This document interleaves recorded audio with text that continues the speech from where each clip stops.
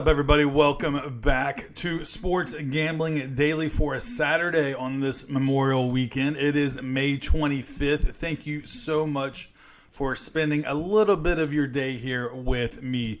For those of you that don't know who I am, my name is Jared, and pretty much what I try to do here is post daily sports betting content where I give you my picks, my plays from my sports betting systems. Now, what those sports betting systems are designed to do: find matchups that we can exploit for maximum profitability. Yesterday was no different. We had a pretty good day, everyone. We went 4-1 in our plays. I added 3 plays. This is one of the reasons why you need to join the Discord. But I also added those extra 3 plays in the YouTube comments. I hope you guys were able to jump on it. We had the Reds plus 186. We had the Phillies plus 120. We also had the Phillies over in that game. Those were all no doubters. So definitely good stuff there. Now, as far as the YouTube plays, we went 1-1.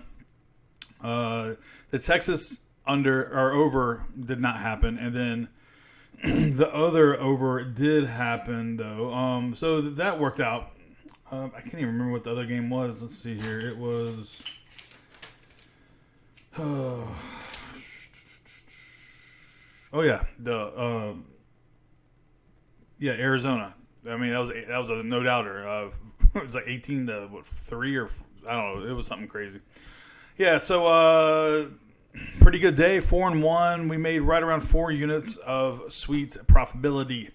So, hey, don't miss out on any of my additional plays. Come over here to the Discord. This is what it looks like. So, right now we are like 10 members away, I think, from 700. Go ahead and come on over. This is a place to be if you want to be around like-minded individuals such as yourself.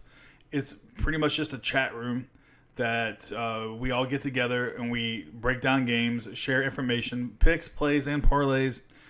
And it's just an easy way to communicate. And we have a really strong knit community there. Very positive vibes during game time. Guys, the chat is awesome, and it's great for live betting, because maybe someone else sees something that you don't see.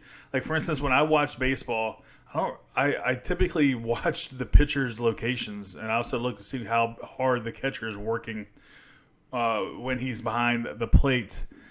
And that's typically how I can start realizing if a pitcher is starting to lose it. For instance, Chase Anderson yesterday was pitching for the Brewers, and I noticed maybe an inning and a half before he actually got pulled, that he was starting to lose a little bit of location. If you are into that kind of thing and you're live betting, at that point, the Phillies, I'm sure, were a pretty good underdog live, because I think they were already down 4-0 at that point, maybe 4-1. So that's there's some value in there, and that's the kind of information you're going to get in the Discord on a day in and day out basis. All right, how do you get in the Discord? It's easy. Come over here to Instagram and send me a direct message. Sports Gambling Daily is what I go by. So come over there. We'll have a small conversation, and then I'll get you in the group. All right, that'll do it for yesterday's house cleaning. I think we covered all the information. Hey, real quick, shout out to my boy Brock Page. Go over there to his channel after you get done watching this video. If you don't know him already, he is one of the best YouTubers that continually deliver sports betting content on a day in and day out basis. So Brock Page and the Brock Page delegation, go check him out. So let's see. Let's go ahead and jump into today's action, guys. All right, we have the Orioles versus the Rockies. So we're gonna look at one of the late games as our first game. We got the Orioles Rockies. Andrew Kashner taking on Kyle Freeland. Now you got the Orioles coming in at 15-36, with the Rockies 23-26. This is 9:10 Eastern Time. First pitch in Coors Field. All right, Kashner. He may be on his way to being traded by the trade deadline. I mean, he pretty much is the best pitcher they got. And if anything, he's just showing off right now. He's trying to show himself to be able to maybe go to a contender. Now, I mean, even the Astros could probably use an extra pitcher. He's revamped a 4-pitch mix, including a 4-seam fastball, which is clocking in the high 90s again. Other than his opening day debacle, Cashner has pitched has been 4-1 in with a 3.40 ERA in his past 8 starts. Now, Kyle Freeland, the lefty for the Rockies, he's coming off the shortest non-injury affected start of his career. Now, Kyle hopes to master the delivery changes he is trying. He is home at Coors. He is 3.51 at home for the ERA, and it's the lowest by any Rocky starter this season. Let's look at some trends.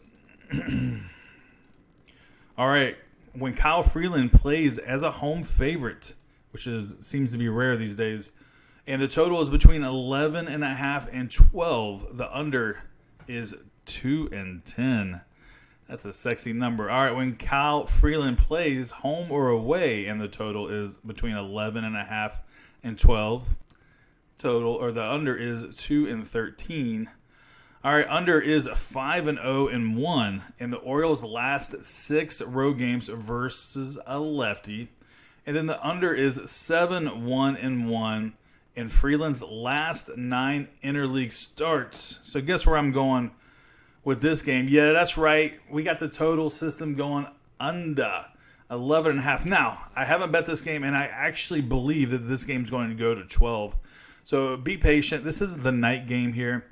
Just keep your eye on it. If it goes to 12 and you get decent juice, we're not talking about minus 115 juice. When it first hits 12, it'll probably hit minus 115.